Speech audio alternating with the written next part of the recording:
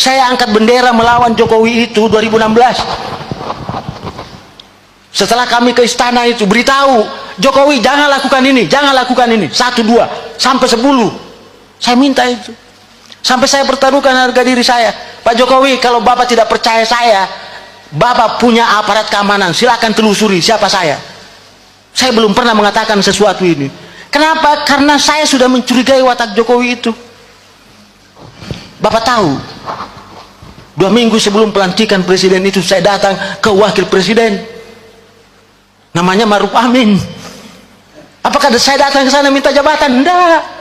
Saya 3 orang dari UI itu datang ke sana, hanya beritahu, Pak Yai, hati-hati, itu Jokowi manusia aneh. Beritahu begitu, itu bukan menghasut. Saya tidak datang ke sana memprovokasi itu. Saya mau beritahu Bapak Ibu bahwa ada orang yang dia lalukan jadi presiden, sebenarnya itu berbahaya bagi Indonesia. Tapi siapa lagi yang saya mau jelaskan? Siapa yang mau terima pendapat saya? Ketika semua teman-teman saya mengatakan Jokowi itu bagus, orang dari desa. Anda tidak perlu tahu, Anda pernah tahu bahwa Jokowi itu sudah lama dipersiapkan. Informasi itu yang tidak sampai ke tangan Bapak Ibu, sehingga mudah sekali ditipu oleh media, mudah sekali ditipu oleh para bandit-bandit politik yang dari kampus-kampus itu, akademisi, dosen, intelektual, mudah sekali kan tidak dikasih duit, suruh ngomong dia, Bapak ikut semua. Apa jadinya sekarang? Menyesalkan kita pelihara Jokowi. Dan setelah celakanya itu bukan berakhir Jokowi, ada lagi anaknya, dia titip. Karena itu saya bilang, saya tulis di situ, Pak, Jokowi adalah presiden terburuk yang pernah dikirim neraka ke bumi. Saya bilang begitu. Dan Jokowi itu adalah hukuman bagi bangsa Indonesia, karena bangsa Indonesia suka menganiaya dirinya sendiri dan suka menipu dirinya sendiri. Jadi Jokowi itu tidak ada, dia bebas, dia hanya menjalankan tugas takdirnya dia diutus oleh neraka, dan dia diutus untuk kasih menderita Bapak, itu saja itu. Dan saya menghindar dari situ, saya sudah selamat, saya sudah ajak semua orang, tapi orang lain tidak mendengarkan saya.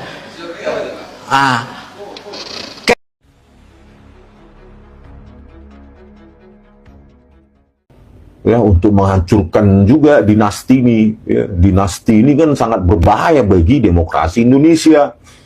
Bagaimana mungkin bapaknya presiden, anaknya nyalon wapres? Kan etika politiknya nggak ada itu. Ya. Presiden aktif, presiden sedang aktif, anaknya nyalon wapres. Keluarlah itu bansos hampir 500 triliun yang katanya Luhut, setengahnya itu nggak jelas. Entah kemana 250 triliun. Coba bayangkan itu. Ya, apakah negara ini mau dibangun oleh para pahlawan kita untuk keluarga dinasti Jokowi atau dinasti yang lainnya? Ya kita nggak rela lah. Gitu loh. Ya, masa semua orang bayar pajak demi dinasti keluarga itu? Memang mereka siapa? Gitu loh. Dulu saja nenek moyang kita model bambu runcing berani melawan Belanda yang jelas-jelas menggelegar dan keras sekali nampaknya tadi mengatakan bahwa Pak Jokowi manusia aneh yang dikirimkan ke Indonesia untuk menghancur apa sih? Ya, humor saja ya, biar kita nggak terlalu tegang-tegang banget. Tentu ini kita bahas dengan full senyuman karena kebenaran akan mulai terbongkar ya. Kita mengharapkan kebenaran itu sebetulnya bukan karena benci kepada pihak-pihak lain atau mungkin memprovokasi, apalagi dituduh sebagai buzzer politik. Kita tidak terlibat dalam hal-hal seperti itu ya. Ya, menarik sekali tadi penyampaian dari kumpulan bapak-bapak ya, mungkin mereka ini dulunya dekat dengan Pak Jokowi ya. Mungkin dekatlah waktu Pak Jokowi wali kota atau bahkan gubernur. Dan seperti yang disampaikan oleh Bapak tadi, pernah juga beliau mengingatkan beberapa teman gitu ya. Ternyata ya nggak ada yang percaya pada beliau. Memang katanya Pak Jokowi orang baik, wong deso gitu ya, dan lain-lain. Ternyata ya tadi disampaikan oleh beliau ya inilah keanehan Pak Jokowi ini sekarang ini gitu ya. Tapi ya tentu beliau tadi mengatakan presiden terburuk ya, atau apalah tadi, banyak sekali tadi disampaikan oleh beliau. Nah, di sini saya tidak terlalu jauh untuk ke sana karena saya rasa teman-teman juga sudah mendengar ya. Kita ulas saja komentar teman-teman kita di video ini biar nanti kita bisa bertukar pikiran antar satu dengan yang lainnya. Dari Norwoko, alhamdulillah saya tidak pernah pilih Jokowi. Saat lawan Pak Prabowo, saya pilih Pak Prabowo. Saat Pak Prabowo gabung Jokowi, saya tidak pilih Pak Prabowo. Karena firasat saya, Pak Prabowo sudah terinfeksi virus Jokowi. Memang benar, selama beberapa presiden hanya Pak Jokowi ini saja yang bikin kacau negeri ini. Bayangin, mantan presiden yang lain itu kan hidupnya tenang tuh. Ya, tidak lagi bikin berbelit-belit semacam ini ya. Bu Mega misalnya udah memimpin partai, punya hubungan baik dengan mungkin internasional, ya mungkin ada perkumpulan atau ide-ide yang apalah gitu ya. Tapi ya nggak seperti kelas-kelasnya Pak Jokowi ini gitu ya. Sama juga dengan Pak SBY, sama dengan mungkin Pak almarhum Pak Gus Dur ya. Dan mungkin mantan presiden lainnya. Seperti Pak Harto misalnya. Beliau mundur dari jabatannya karena desakan rakyat. Beliau fine-fine aja tuh, gitu ya. Tapi sekarang ini kita melihat Pak Jokowi ini agak-agak gimana gitu ya. Apalagi soal ijazah. Kok lama sekali ini terungkap benar atau tidaknya, asli atau palsunya gitu ya.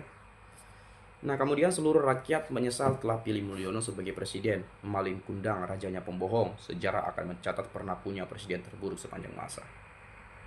Betul Bapak, emang saya juga nggak percaya sewaktu dia jadi gubernur DKI. Ya. Ternyata Bapak ini sudah mengenal watak Jokowi.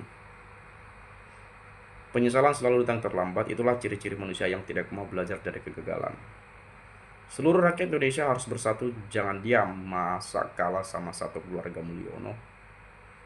Orang-orang jujur, orang-orang pintar, bangunlah dari tidurmu, negara ini sudah diambang kehancuran. Ayo rakyat harus bersatu untuk negara Indonesia.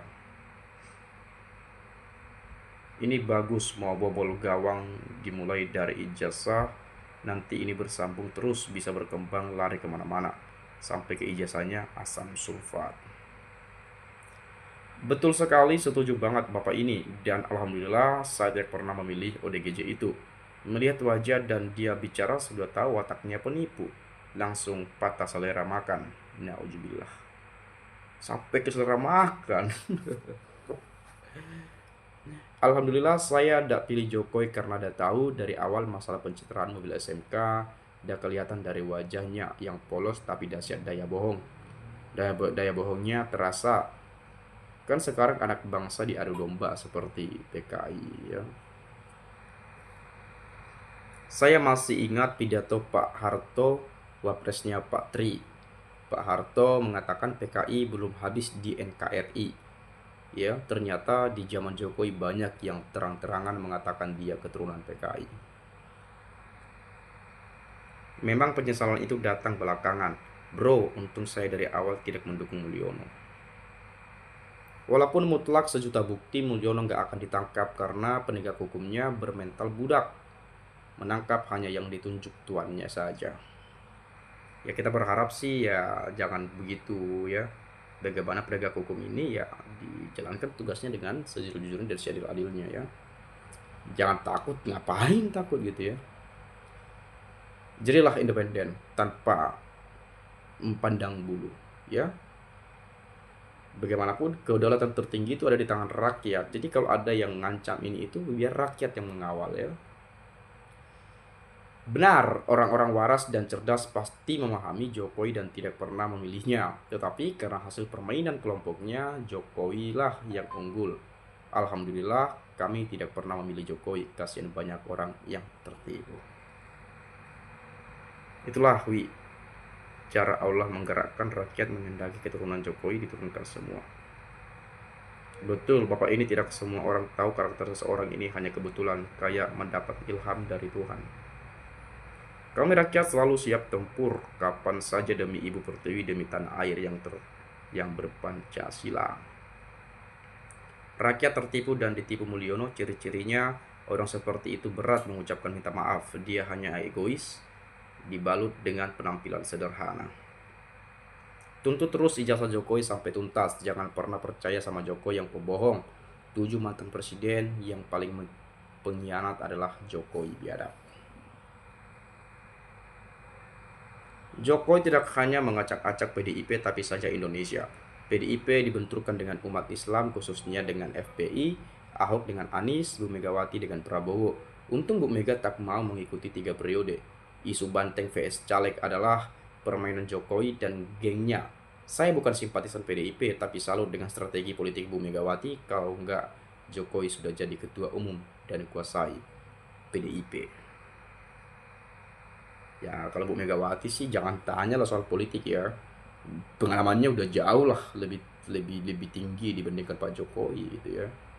Bahkan beliau yang mengusung Jokowi dengan strategi politiknya juga gitu ya. Percaya aku sadar hasil mistik dari ngelakoni tanpa ilmu modern. Jokowi menggunakan ilmu Jawa kuno zaman kerajaan dengan semedi cari kesaktian tanpa sekolah yang patut dapat wahyu yang diket gurunya. Cari ini pembimbing spiritualnya saat ini pasti tidak mengaku si Joko muridnya karena bela-bela persis sikapnya sama pembimbing skripsinya katanya. Ini banyak sekali sebetulnya pendapat teman-teman kita di sini ya. Nah, mungkin teman-teman lah yang berpendapat lagi, silahkan sampaikan di video ini. Terima kasih dari saya itu saja. Salam dan sampai jumpa.